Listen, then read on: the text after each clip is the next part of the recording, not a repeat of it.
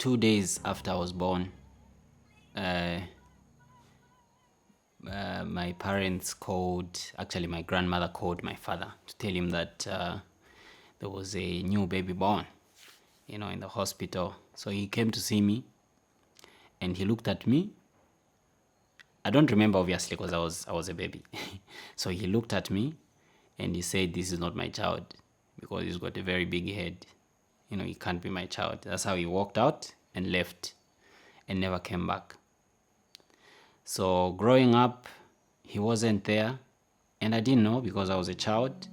That was in Zimbabwe. So we moved to Zambia, and he remained in Zimbabwe because he had another family. And fast forward, they had divorced with my mom. So I grew up at my grandfather's house here in Zambia, and so he just used to visit, and surprisingly, because I was young, but I could see that whenever he visited, he never really paid attention to me. So when I started growing older, I started questioning a lot of things. I remember asking my grandmother why I never received any presents from my dad whenever he visited. And she would always avoid the topic because obviously maybe she thought I was still young. I didn't need to know certain things. I sat down. I followed my grandmother to the fields, and I was like, no, I need to know. You need to tell me, because I remember that time we didn't have cell phones, but then I realized that whenever he wrote letters, he would just talk about other things. He never asked about us. He never greeted us, meaning me and my sister actually. So my grandmother, I think that day she saw that I was older, so I needed to be told, Yeah, and she told me what happened. She was like, no, this is what happened, told me everything. And bottom line, I was the reason to the divorce because there were trust issues and whatnot.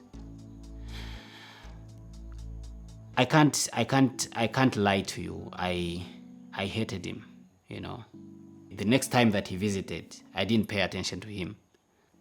So, whenever I visited, before I knew the story, I would, refuse to go look after animals because I wanted to be with him. By that time, I was just like, you know what, forget this man. I would be out there looking after animals and just playing with my friends. And he started asking my grandmother, like, why is this guy looking like he doesn't care anymore? So my grandmother told him.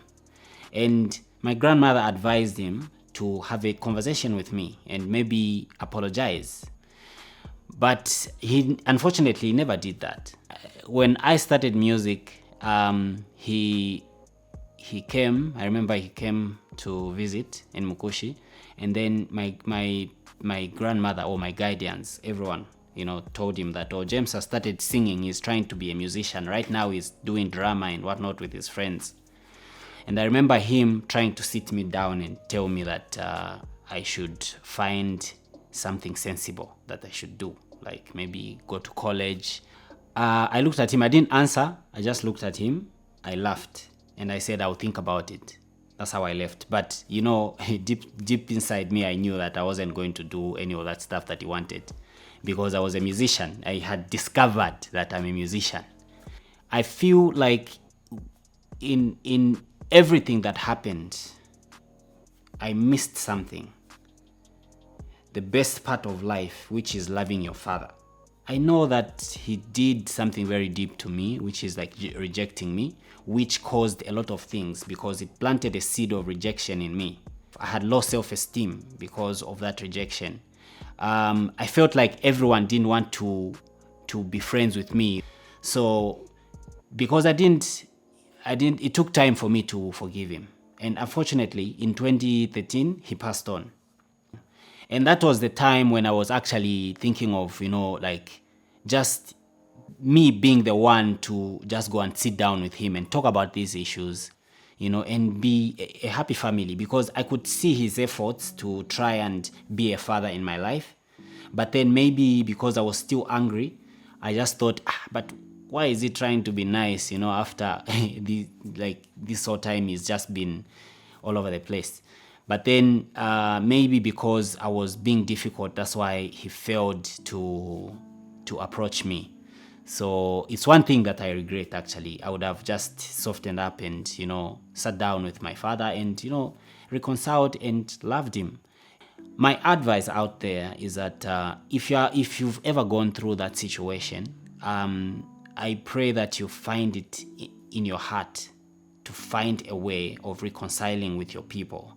It might be your father, it might be your mother, it might be your grandparents, anyone, your uncles, Find a way to sit down with them and reconcile and, amend your family and be a family, you know what I mean? Because you will go on with that anger and it will affect a lot of things in your life, including your work, including your relationships with your people or your friends, or even one day when you want to get married, it will go into your home. One day when you want to have children, it will go into your home as well and, destroy your family. There's a lot of people that went through what I went through. And a lot of them find it difficult, especially men. We always ask ourselves, how can a man have children and leave the children and go, without caring?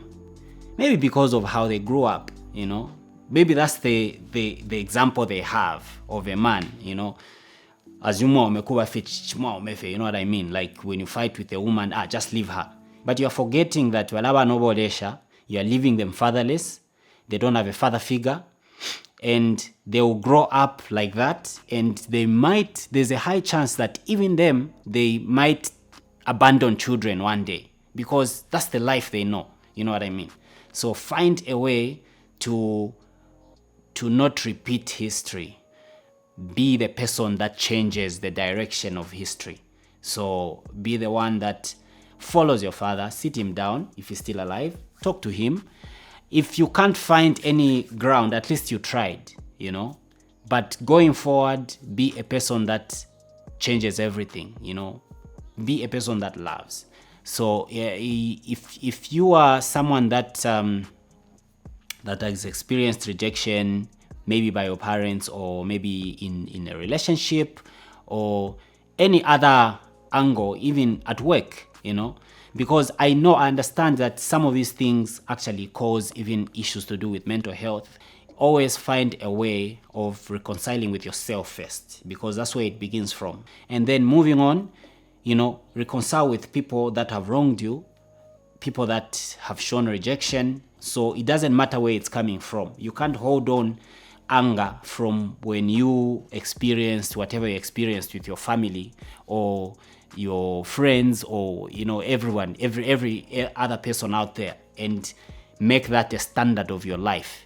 I'll give you an example. As a musician, and I know I'm saying this because I know that there's a lot of young people out there that want to be musicians, that are learning, that are aspiring, that are looking up to me as a musician, first of all, Mostly when people are on stage, we just see the bright side of them.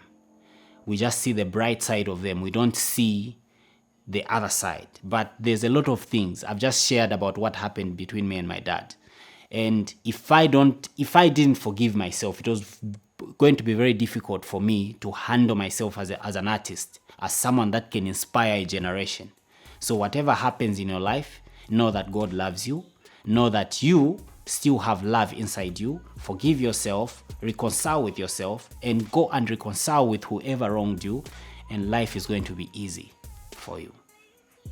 Be blessed. I am James Sakala, and that is my story.